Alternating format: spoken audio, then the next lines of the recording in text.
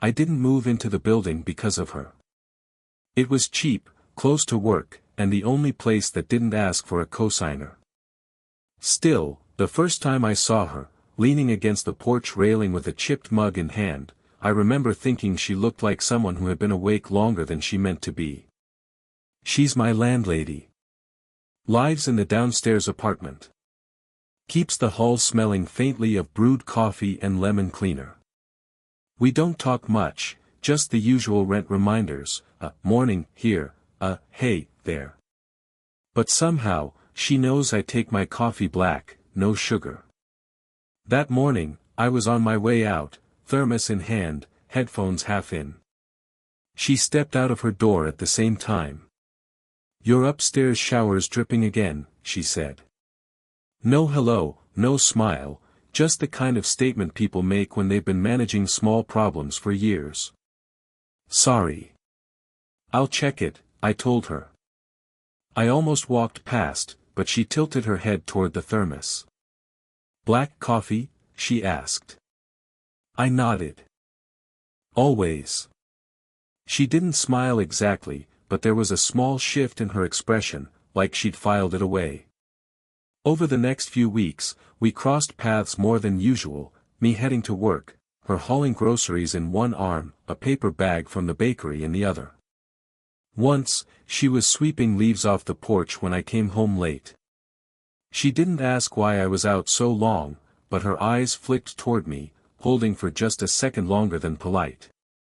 I started noticing things. How she touched her wrist when she was thinking. How her kitchen light stayed on past midnight some nights.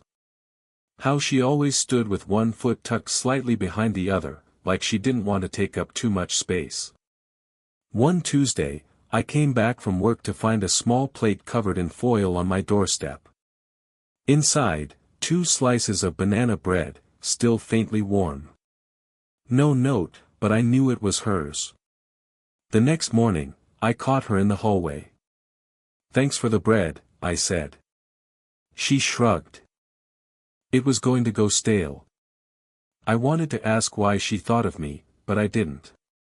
Instead, I said, "It was good." That was it. 2 lines. But the space between them felt heavier than it should. I don't think I was lonely before meeting her. At least, I wouldn't have said so. But lately, I'd catch myself pausing before sending texts, deleting drafts before they got too long. I'd make coffee and stand at the kitchen window, looking for no reason at the sliver of her porch I could see from here. Last night, I saw her sitting outside with a blanket over her lap, phone in one hand. The light from the living room spilled out behind her. She didn't notice me, but I watched her for a second too long before going inside. This morning, my phone buzzed while I was still in bed.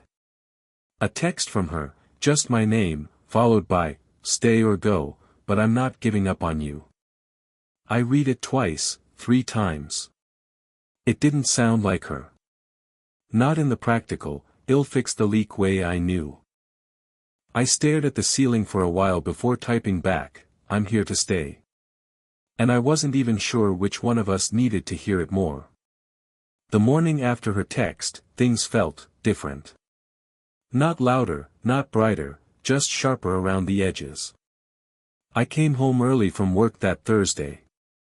The rain had started mid-afternoon, and the air smelled like wet pavement and old leaves.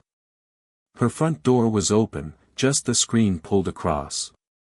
I could hear a faint clink of mugs from inside. "You're home early," she said when I knocked lightly on the frame. Rain chased us out of the sight. I lifted the grocery bag I'd picked up on the way, milk, bread, instant noodles. "Need help with anything?" She hesitated, then motioned me in. "You can dry these mugs. Unless you're one of those people who leaves them to air dry." We stood at the counter, shoulder to shoulder. The kitchen was warm, the steam from the kettle fogging the window. I tried to keep my eyes on the mugs, but the scent of her shampoo, something faint and herbal, pulled my focus every so often. "You said you always take your coffee black," she murmured, drying her hands. When I was your age, I couldn't drink it without drowning it in sugar. I was working 2 jobs back then, cafe in the morning, library at night. Coffee was survival, not taste. It was the most she'd ever told me about herself in one go. Library? I asked. She nodded, smiling faintly. Quietest place in the city. Some nights, I'd stay after closing. Pretend the whole place was mine. I wanted to ask why she stopped, but there was something in the way she looked at the floor that made me let it go. We had tea instead of coffee, her choice. She poured mine into a chipped white mug with a faded blue rim. I wrapped my hands around it even though it was too hot. We didn't talk much, but it wasn't awkward. The only sounds were the rain tapping against the porch roof and the faint hum of the kettle cooling. Somewhere in the silence, my mind betrayed me.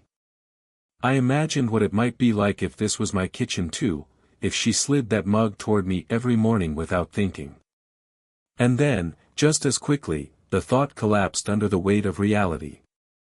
She was mid-40s. I was 24. She owned the building, I barely owned a working car. Still, when she laughed softly at something I mumbled about my cooking skills, "You'd burn water," I felt that laugh sit warm in my chest long after it left the room. When the rain eased, I stood to go. She walked me to the door. Just before I stepped out, she reached up, brushed something off my shoulder, lint, rain, I don't know. Her fingers lingered half a second longer than they needed to. I don't know why that moment stayed with me, maybe because it felt like someone finally saw me. It started with the light in my apartment going out. A blown fuse, maybe. The kind of thing I would normally just ignore until daylight. But the hallway smelled faintly of her cooking, and before I could think better of it, I was knocking on her door. She opened it halfway, hair pulled back loosely, sweater sleeves pushed to her elbows. "No lights," she guessed. "Yeah. Think I tripped the breaker." She grabbed a flashlight from a drawer, her hand brushing mine as she passed it over. "Come on. Panels in the basement." We moved through the dim hallway together, the beam from the flashlight cutting a small circle ahead. In the basement, the air was cooler, tinged with damp concrete. She reached for the breaker box, standing close enough that I could smell the faint trace of her perfume under the sweater. "There," she said after flipping the switch. The light above us flickered on, too harsh for the quiet we'd been keeping. I should have gone upstairs then. But instead, I followed her back into her kitchen, where she poured 2 glasses of water without asking. We stood at the counter again, like before. She told me her son, my age, or close, used to help with small repairs around here. "He's in another city now," she said, eyes on the water glass. "Doesn't visit much." I didn't know what to say to that, so I just nodded. She noticed my hand tapping the glass, stilled it gently with her own. "Sorry," I said. She shook her head. "You're always in motion. It's noticeable." That word sat between us. Noticeable. I was about to ask what she meant when the sound of footsteps came from the porch. A neighbor, Mr. Alvarado, calling her name through the screen. She stepped back, put her hand on the counter like she needed it to ground herself. "I should get that," she said. I lingered, hearing them exchange a few words, something about the mail, the weather. Normal things. But when she came back, she didn't stand as close. She leaned against the doorway instead, crossing her arms. "You should probably," she began. "Yeah," I cut in. I was halfway to the hall before she stopped me. "Wait." I turned. She hesitated, like she was weighing something heavier than the words themselves. Then she stepped closer, close enough that I could see the fine lines at the corner of her eyes, the way her breath slowed like she was timing it with mine. Her hand lifted slightly, almost touching my jaw before she caught herself and pulled it back. We stood like that for a beat too long. I could hear the hum of her refrigerator, the faint shift of her sweater fabric as she dropped her hand to her side. "Good night," she said, barely above a whisper. I carried the weight of what almost happened all the way upstairs. It was late afternoon, the kind of overcast that turns everything the same muted shade. I'd just come back from work when I saw her outside, sitting on the bench by the side garden. A grocery bag rested beside her, half filled with apples. She wasn't doing anything, just staring at the street like she was waiting for something that wouldn't come. I almost walked past, but she looked up. "Sit," she said, patting the space beside her. We didn't talk right away. The air smelled faintly of rain that hadn't started yet. I watched a kid ride by on a bike, his shoelaces untied, flapping against the spokes. She was watching too, but her hands were knotted together in her lap. "You had someone over last night," she said finally. It wasn't an accusation, more like she was testing the shape of the words. "Yeah. Just a friend," I said. She nodded, but her mouth pressed tight. "You're allowed." She stopped, eyes tracking something invisible in the distance. "Forget it." I shifted on the bench. "No, say it." She gave a small laugh, not amused. "It's ridiculous." "I'm not, I don't have any claim." Her fingers brushed the hem of her sweater, twisting it. "It's just. I notice things. And sometimes noticing feels like more than it should."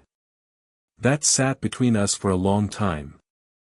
I didn't know what to do with it, this thing she'd half handed me, half hidden. I thought about telling her I hadn't even really seen the friend last night, that I'd spent most of the evening thinking about the way she'd almost touched my jaw in the kitchen. But I stayed quiet, tracing the grain of the wooden bench with my thumb. "You ever feel like you're standing right at the edge of something?" she asked. "Like if you move 1 inch forward, everything changes, but if you step back, you'll spend years wondering what would have happened." "Yeah," I said, but it came out rougher than I meant. She turned toward me, just slightly. "That's where I've been, lately." The rain started as a few scattered drops on the bench, darkening the wood. She didn't move. I didn't either. "I don't want to make a mess of this," she said quietly.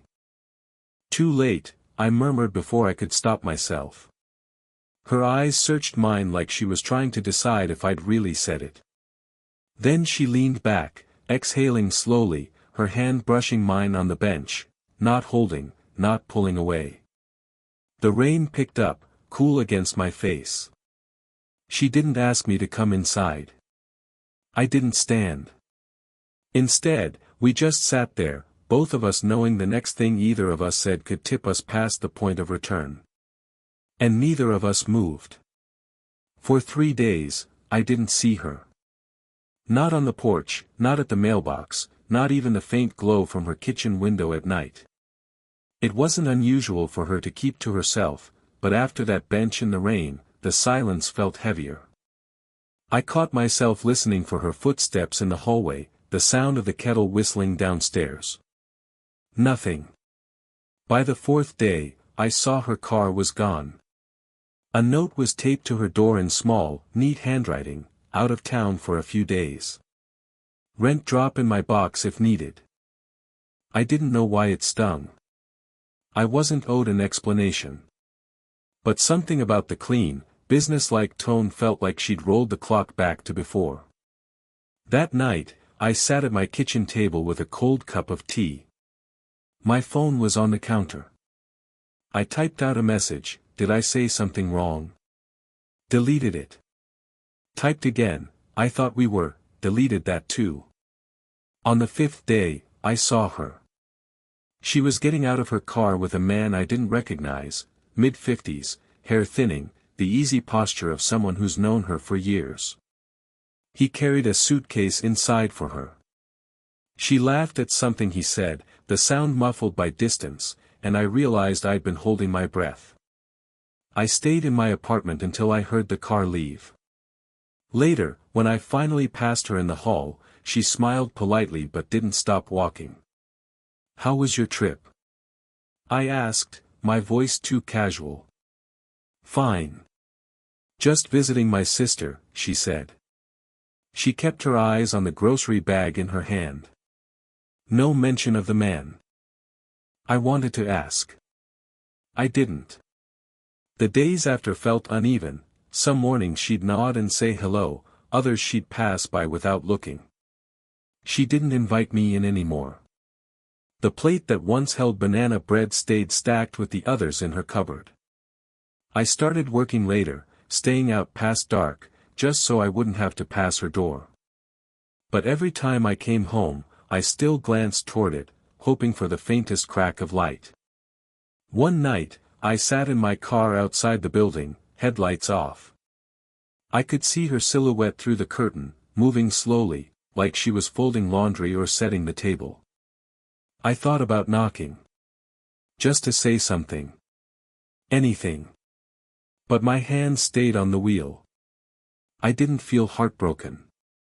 I felt paused. Like life forgot to finish the sentence. I stayed there until her light went out. Then I drove away. It happened on a Tuesday night.